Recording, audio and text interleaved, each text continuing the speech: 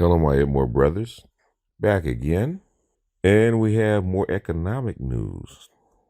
This time for our truckers. And this is from Zero Hedge, authored by Michael Snyder via the Economic Collapse blog. They're calling it a bloodbath for the $800 billion trucking industry as U.S. economy collapses. Strong word, but let us continue.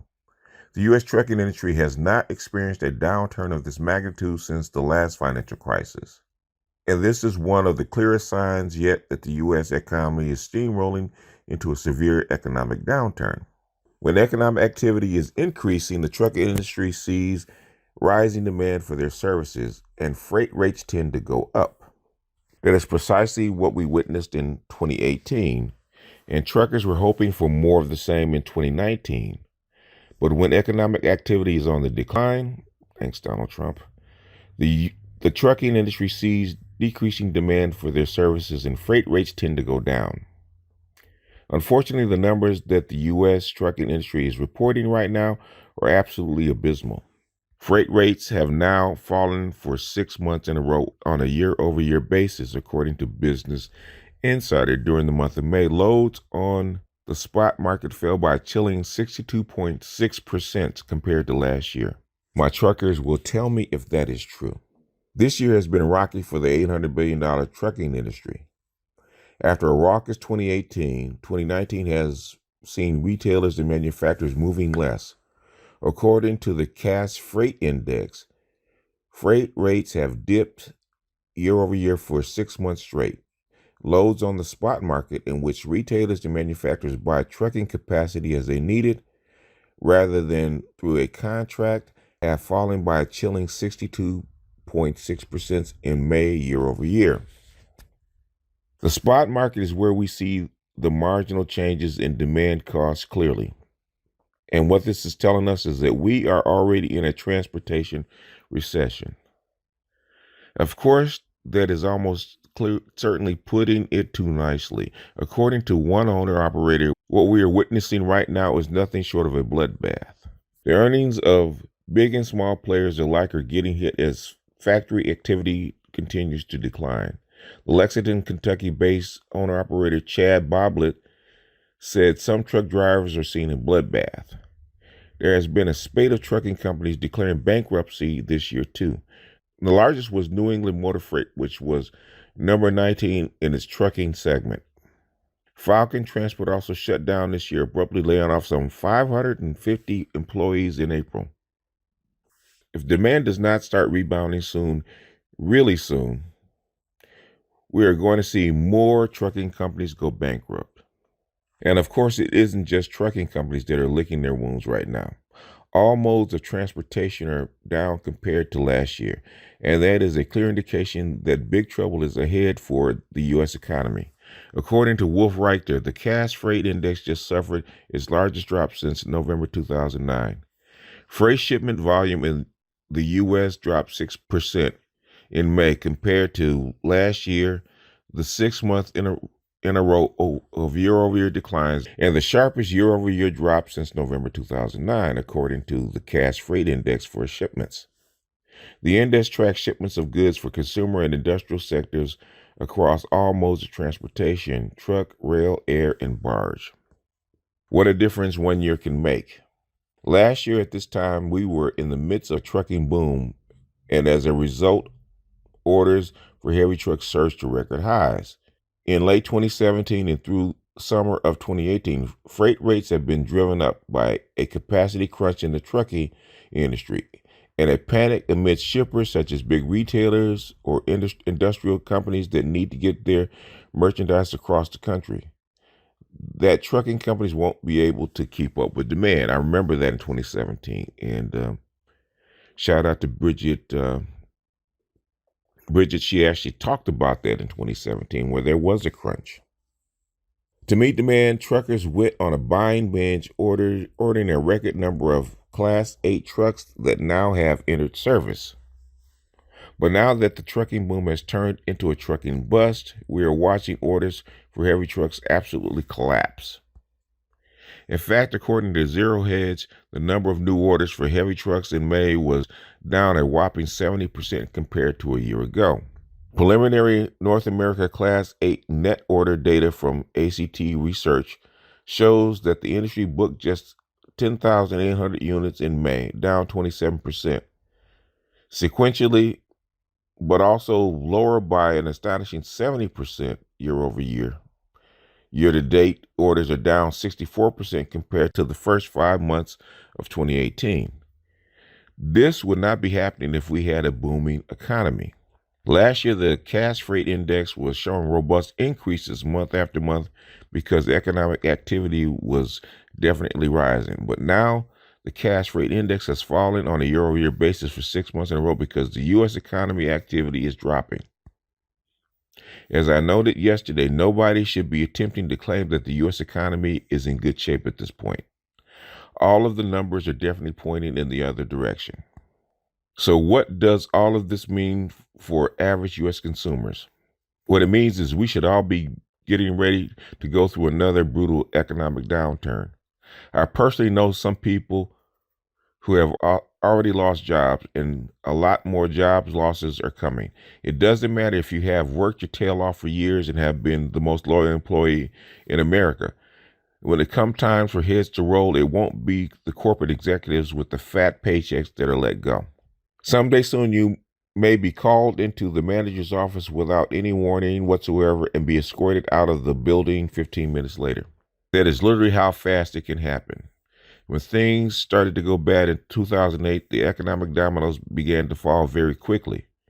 We should probably expect a similar scenario this time around. The next economic downturn is already here, and the months ahead promise to be quite interesting indeed. And that is from Zero Hedge. I've said it many times, many times this year. I said it many times last year. 2019, get right or get left. This is a pivotal year. 2020, the results will be in. I don't know if I played it, but we interviewed a old Wall Street guy. He's retired, Joe Myers, and we interviewed him. And he said two things. He said, buy gold and silver, because gold and silver are undervalued. And shout out to him because gold just made a breakout. So if all you gold and silver bugs, if gold's making a breakout, it's time to go get your silver. Second thing he said is that we're already in a recession. We just don't know it yet. And everything, according to his indicators, is pointing to it. The yield curve, the last time the yield curve inverted was in 2006. And the very next year we had the beginning of the economic collapse that they took the whole world to pull us out of that spin. The yield curve is getting ready to collapse again. Or in fact, it's already flipped already. So basically, if the same pattern holds next year in 2020, should be awful. Now, I'm not saying that it is. I'm not hoping that it is. I hope that we can level out, but tighten up your chin straps. Somebody asked me about trucking on my Saturday show, I do believe, about getting children into trucking. And I said, at best, you have a 7-year window as far as trucking is concerned. I think we had a big boost in trucking in 2017, 2018, is because I think they were going to put out more automated trucks, but they weren't ready yet. So they got a squeeze. So they had to hire a lot more truckers. Now, had we not been in this trade war that we're in right now, maybe trucking would be better. Maybe it would have leveled out, but we are in a trade war. Like it or not, a trade war is damaging to both sides. So it causes both sides to go into recession. Tariffs are incredibly brutal on not only the exporting countries, but also the importing countries. And we do a bit of both. We do actually a lot of both. And with a trade war, that means nothing, very little can go out because it's too expensive, and very little can get in because it's too expensive. The LA harbor is laying off people because there's nothing coming into the dock. So they might lay off by half. I might put that up as a video because it's critical.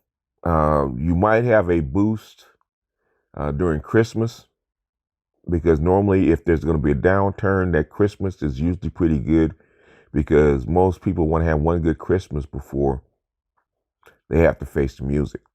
So all you truckers out there, now I don't know what you're seeing on the ground because I'm not a trucker, but I've had two of my truckers actually say that they were having issues with getting loads. I had one trucker that said he had to park a couple of his trucks because there weren't enough loads, there wasn't enough money out there. And if this is the telltale sign of a recession, that means everybody that's a temp, everybody that's vulnerable, you need to be working your overtime. You need to be freezing your credit cards, if not outright cutting them up. You need to be getting out of debt. You need to be getting more skills. You need to be looking for the next place to go. Because at this juncture, in this economy, with what's going on now with the automation and AIs and all that kind of stuff, because AIs will come for your job, because that's the only way that bringing in industry is actually going to work. Half the steel mills that they brought in back in and gave them tax breaks are basically running off half speed. The only thing that hasn't happened is the banks haven't reported in as far as being in trouble, but that remains to be seen. 2019, get right or get left. This is a leading indicator. In other words, there's already cracks in the system and water's dripping through already. The truckers are they're already feeling the pain. Not completely, but they're feeling the pain. And if truckers aren't moving freight, there's no retail stuff, that means nobody's buying. And if nobody's buying, it's going to have a ripple effect. Nobody's buying, puts other people out of work, there's less money in the system, the velocity of money will slow down.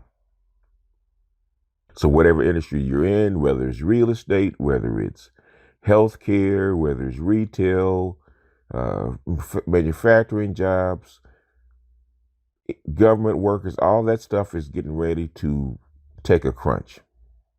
If you're an older person and you're retired, I would suggest moving out of the big cities and moving to some place with a lower cost of living, like the Midwest. Midwest is basically empty, especially for you northern people that are in big towns like Chicago or New York, or someplace where it's cold and you don't mind. Seattle, places like that, and you don't mind a little chilly weather. The Midwest is absolutely cheap.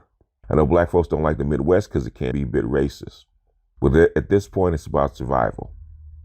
Hunker down, reduce your expenses. If you're investing, buy some silver, because that should shoot up. Because Joe Myers says silver and gold has been repressed for the past 15 years. And all that pressure is built up. So it should pop. In fact, it broke out of a long-term resistance level just about a week ago. I think I'll post a chart in this video. So I'll post that chart in this video so you can look at it. But yeah, folks, I hate to be the bearer of bad news, but it is what it is. With that, I'm going to jump off of here. This is BGS out, and I'll see you fear porn lovers on the next one. Peace.